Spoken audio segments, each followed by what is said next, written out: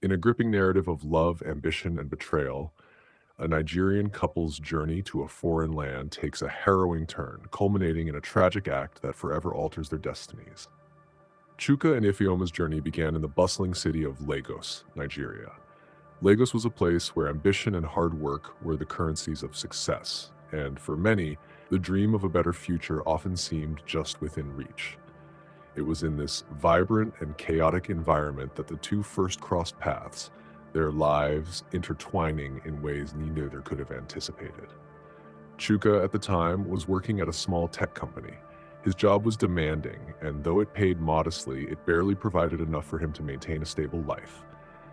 He had bigger dreams, however. Chuka was determined to rise through the ranks, knowing that with persistence, he could carve out a better path for himself. He was reserved, serious, and methodical in his approach to life, preferring solitude to the noisy social gatherings that Lagos was known for. His colleagues often described him as distant, but beneath his quiet exterior was a man deeply focused on success, intent on achieving his goals. Ifeoma, in contrast, lived life with energy and vibrancy. She had been working as an apprentice in a neighborhood hair salon, a job that she not only excelled at, but also quickly became her passion. Ifeoma was a natural with her hands, transforming her clients' appearances with ease. Word about her skills spread quickly, and soon she had regular clients asking for her personally. Even as an apprentice, she had a reputation for her talent. Her dream was to open her own salon one day, but she knew it would take years of hard work to save enough money and build a strong reputation in the competitive beauty industry. Despite the challenges, Ifeoma never backed down from the grind. She had fierce determination, always looking for ways to push herself and take her career to the next level.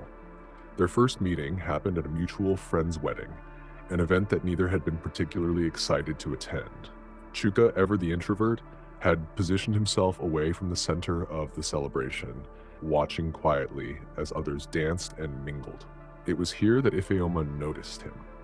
She had always been drawn to people who different, and something about Chuka's calm and thoughtful demeanor piqued her curiosity. Though they came from different social circles, they found common ground in their shared ambition. Ifeoma's natural confidence and outgoing personality balanced Chuka's more measured, contemplative nature. While she brought energy and spontaneity into his life, he offered her the stability and grounding she didn't realize she needed. They talked at length about their aspirations and challenges. Ifeoma's dreams of being a successful businesswoman resonated with Chuka, who admired her creativity and determination. She, in turn, was impressed by Chuka's disciplined approach to his career and life. As they spent more time together, they realized they shared a vision of the future, a future where they both rose above their current situations to create a life of stability and success. It didn't take long for their relationship to deepen, and within a few years, they decided to marry. Their wedding was a modest affair, attended by close family and friends, but it symbolized their commitment to building a life together. They were determined to support each other's dreams and ambitions. After their marriage, life moved quickly for Chuka and Ifeoma. They worked hard, with Chuka continuing at his tech job and Ifeoma expanding her client base. The dream of starting her own salon was closer than ever, and she poured herself into making it a reality. Still, they knew that staying in Lagos would limit their opportunities. When Chuka received an offer to work at a tech company in London, the decision to leave Nigeria was difficult but necessary. Both were eager for a fresh start in a country where they believed greater opportunities awaited them and their children. Chuka and Ifeoma moved to London with high hopes of building a better life for themselves and their children, Nia and Kelechi. Back in Nigeria, they had struggled to make ends meet, and the promise of more opportunities in London was too tempting to pass up. They believed that this new city, though unfamiliar and far from home, would offer them the chance to start fresh and provide a better future for their children. When they first arrived, they moved into a small but cozy apartment in a lively neighborhood. It wasn't the most luxurious place, but it was comfortable and had everything they needed. London's fast pace and diverse community were exciting, and Ifeoma quickly adapted to her new surroundings. She was determined to make her mark, and soon enough, she found a job at a local hair salon.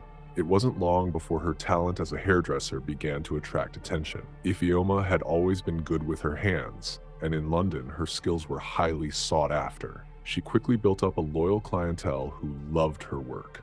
She was excellent at what she did, and word spread fast. More clients meant more money, and before long, Ifeoma was making much more than Chuka, who worked long hours at a tech firm. Chuka's job was steady, but it didn't pay as much as he had hoped. He worked hard, often coming home late, exhausted from the demands of the job.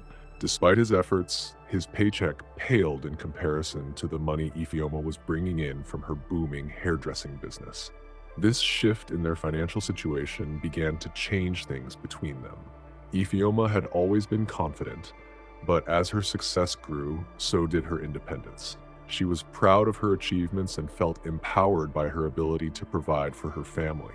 Chuka, on the other hand, started to feel the weight of the imbalance between them. He had always believed that it was his job to provide for his wife and children, but now it seemed that Ifeoma didn't need him in the same way anymore. He pushed these feelings aside, telling himself that it didn't matter who made more money as long as the family was taken care of. But deep down, the shift in their roles bothered him. As Ifeoma's business grew, she began spending more time away from home. She was busy with clients, attending events, and networking with people who could help her expand her business even further. One of these new connections was a man named Tunde. Tunde admired Ifeoma's work and was always to encourage her to pursue bigger opportunities. He was charming, confident, and seemed to understand the world Ifeoma was trying to break into. They spent more and more time together, attending business meetings and social events that helped boost Ifeoma's profile in the industry. Chuka noticed the growing distance between him and his wife, but he couldn't quite put his finger on what was wrong. He wanted to be supportive of Ifeoma's success, but he couldn't shake the feeling that something was off. Whenever he brought it up, Ifeoma would brush it aside, saying she was just busy with work. And so, Chuka tried to believe her, though the unease continued to gnaw at him. The more time Ifeoma spent with Tunde, the more she began to rely on him for advice and guidance. Their conversations were easy, flowing naturally from one topic to the next. Ifeoma enjoyed their talks, appreciating the way Tunde understood her ambitions. With him, she felt heard, and he always seemed to have the right words to push her forward. They started to collaborate on projects, and soon their relationship extended beyond business. Ifeoma's growing closeness to Tunde didn't go unnoticed by Chuka. He saw the late nights, the phone calls, and the texts that Ifeoma tried to keep private. She was always laughing when Tunde's name came up, and while she insisted they were just friends, Chuka couldn't shake the feeling that there was something more between them. His suspicions were building, but he chose to keep his worries to himself, hoping that it was all in his head. After all, he didn't want to come across as the jealous husband who couldn't handle his wife's success. As time passed, the growing tension between Chuka and Ifeoma became impossible to ignore. Ifeoma's success as a hairdresser meant she was now earning much more than Chuka, allowing her to think beyond their modest apartment. The imbalance in their relationship grew, and Chuka felt increasingly left behind. Ifeoma's ambitions and confidence only seemed to grow, while Chuka struggled to maintain a sense of control over his role as the family provider. Eventually, Ifeoma made a decision that would shatter the foundation of their marriage. She packed up her things, took their children, Nia and Kelechi, and moved out. The most painful part for Chuka wasn't just that she left, but where she went. She moved in with Tunde. This wasn't just a separation, it felt like a betrayal, a confirmation of all the fears and suspicions that had been eating away at him for months. Chuka was left alone in their now empty apartment, struggling to understand how everything had fallen apart so quickly. He had always believed that their love would be enough to carry them through the challenges of living in a new country, but now that belief seemed naive. The silence in the apartment was unbearable, a constant reminder of how much his life had changed. His thoughts were consumed by Ifeoma's new life with Tunde. He couldn't stop imagining them together, building a future that he was no longer a part of. The thought of his children living under another man's roof made him feel powerless and inadequate. Chuka had always prided himself on being the provider for his family, but now it seemed as though he had failed in every way.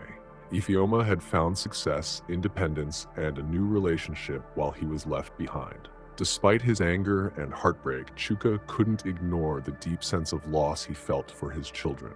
He missed Nia and Kalechi terribly and wanted to be a part of their lives. Every day that passed without seeing them felt like an eternity, and the weight of his loneliness only deepened.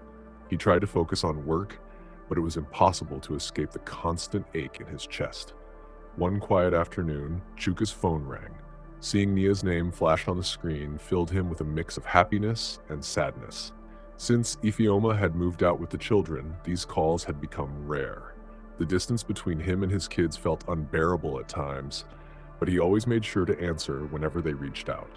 Nia's voice was as sweet as ever, reminding Chuka of simpler times when the family was still together. She asked him to bring some groceries. Chuka felt a pang in his heart. The request was simple, yet it hit him hard. He had always been the one to provide for them, and even now, despite everything, he couldn't refuse her. The pain of the separation from Ifeoma might have been overwhelming, but he could never turn his back on his children. Gathering the groceries, Chuka made his way to Tunde's house. As he approached the door, his thoughts were a whirlwind of emotions: anger, sadness, and a deep sense of loss. He couldn't help but think about how drastically things had changed. This wasn't the life he had imagined for his family.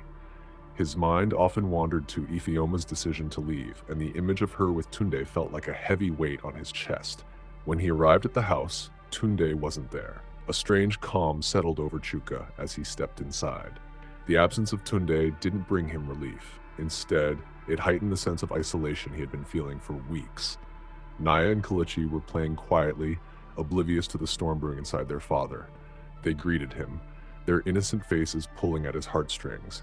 Seeing them in this unfamiliar setting only reminded him that this was no longer their shared home. It was Tunde's. Chuka asked about Ifeoma, wondering where she was. His voice was steady, but his mind was spinning. Kalechi, still playing, told him that their mother was in the bathroom. The words hit Chuka like a punch to the gut. Everything he had been suppressing, the betrayal, the anger, the hurt, rose to the surface. He felt a burning urge to confront her, to demand answers for all the pain she had caused him. For a moment, Chuka stood frozen in place. His thoughts raced uncontrollably. What was she doing in the bathroom? Was she thinking about her new life with Tunde? Did she ever regret leaving him and breaking their family apart? Each question fueled his anger, pushing him closer to the edge. He had come here to see his children, but now all he could think about was Ifeoma and the betrayal he couldn't escape. Without thinking, Chuka moved toward the bathroom, driven by emotions he could no longer control. He pushed open the bathroom door, and there stood Ifeoma, her back to him as she leaned over the sink. She seemed lost in her thoughts, unaware of the storm that had just entered her space. When she turned and saw him, her eyes widened in surprise and fear. "What are you doing here?" she asked, her voice a mix of confusion and alarm. But before she could say anything else, Chuka acted on impulse. In a moment of blind rage, he pulled out the gun he had brought with him, a decision driven by his overwhelming emotions rather than logic. The loud bang of the shots echoed in the small bathroom, shattering the tense silence. Ifeoma crumpled to the floor, her body collapsing as if it were made of paper. The reality of the situation hit Chuka all at once, paralyzing him in place. In a daze, he stumbled out of the bathroom, his heart racing and thoughts spiraling. He entered the living room where Nia and Kalechi were still sitting, their innocent faces twisted in confusion and fear. The normalcy of their playtime seemed so distant now, overshadowed by the chaos that had just erupted. "Daddy?" Nia whispered, her voice small and trembling as she looked up at him, her eyes wide with confusion. The sight of his children, unaware of the tragedy that had just unfolded, struck him like a blow to the chest. He felt a surge of panic, realizing the gravity of what he had done and how it would affect them. With shaking hands, Chuka pulled out his phone and dialed emergency services. His heart raced as he struggled to compose himself, each ring echoing in his ears like a reminder of his reality. When someone answered, he stammered, trying to find the right words through the fog of disbelief that clouded his mind. "I need help," he said, his voice shaky and barely above a whisper. "My wife is hurt." The words felt foreign, heavy on his tongue as he repeated them. The operator's questions blurred into background noise, their voices fading as he looked back at Nia and Kalechi. He could see the fear etched on their faces, and it broke something inside him. After he hung up, the silence felt deafening. Chuka stood there, caught in a whirlwind of emotions. Regret, fear, and a profound sense of loss. He had come to see his children, to bring them comfort, but instead, he had shattered their world in an instant. He could only imagine how they would process this moment, how their lives would change forever. Naya was clinging to her brother, who looked up at Chuka with wide, innocent eyes. They didn't understand the weight of what had happened, and that thought alone was unbearable. The man who had always been their protector was now the source of their greatest fear. He had lost everything in a matter of moments. The decision he made in a fit of anger had forever altered the course of their lives. He glanced back toward the bathroom, knowing that the life he had once known was gone, replaced by a dark reality that would haunt him for years to come. The sound of sirens filled the air as the police arrived swiftly, their presence marking the beginning of a new reality for Chuka. Officers rushed past him into the house, urgency in their movements as they sought to assess the situation inside. Chuka stood outside, his heart pounding in his chest, a mixture of fear and regret coursing through him. As he waited, time seemed to stretch indefinitely. The chaotic thoughts in his mind swirled around like a storm. He couldn't escape the image of Ifeoma falling to the ground, the shock in her eyes, and the weight of his actions. Every second felt like an eternity as he replayed that moment over and over, unable to comprehend the magnitude of what he had done. Moments later, an officer emerged from the house. The somber expression on their face told Chuka everything he feared. Chuka's heart sank. They had found Ifeoma in the bathroom, but it was too late. She had died from her injuries, and with that news, a part of him shattered completely. As Chuka was led away from the scene, he caught one last glimpse of Nia and Kelechi. They were sitting on the floor, surrounded by officers trying to comfort them. Their innocent faces, still carrying traces of childhood joy, haunted him. Nia clutched her brother tightly, not fully understanding what had just happened, but sensing the shift in the air. A wave of despair washed over Chuka. He had ripped their world apart in an instant. The drive to the police station felt surreal. The weight of his guilt pressed down on him, making each breath a struggle. He had wanted to provide for his family, to be their protector, yet in a moment of rage he had become their greatest threat. How would he ever explain this to his children? Would they ever forgive him? With each passing moment, the reality of his actions sank deeper. He had lost Ifeoma, and now he faced the devastating consequences of his choices. The path ahead was uncertain, but one thing was clear: nothing would ever be the same again. In the following weeks, Chuka found himself in a courtroom, facing the harsh reality of his actions. His trial began. His confession played repeatedly, each word echoing in his mind like a haunting reminder of that fateful day. The evidence presented was overwhelming, clearly illustrating his irreversible mistake. As witnesses took the stand, Chuka listened to heartfelt testimonies about Ifeoma's talents, her success as a hairdresser, and her dreams for the future. Each story cut deep, reminding him of the vibrant life she had built and the love she had for their children. The weight of grief and guilt pressed down on him, suffocating any hope he had left. Chuka realized the magnitude of what he had destroyed. Not only Ifeoma's life, but also the future of their children, who would now grow up without their mother. As the trial unfolded, he sat in silence, reflecting on how one moment of anger had shattered everything he held dear. There was no escaping the consequences, and he was prepared to face whatever lay ahead. Chuka was convicted of murder and sentenced to life in prison. The weight of the verdict sank into him like a heavy stone, each passing moment a reminder of the separation that lay ahead. He would be away from Nia and Kelechi for years, missing out on their childhoods, their milestones, and their laughter. The reality of his actions loomed over him, a constant reminder of the choices that had led him to this point. In the solitude of his cell, Chuka spent countless hours reflecting on the path that had brought him here. The jealousy and anger that had once consumed him transformed into a deep sense of regret. He thought about the love he had for Ifeoma, which had been overshadowed by insecurities that spiraled out of control. Each moment replayed in his mind like a painful loop, making it clear how drastically his life had changed.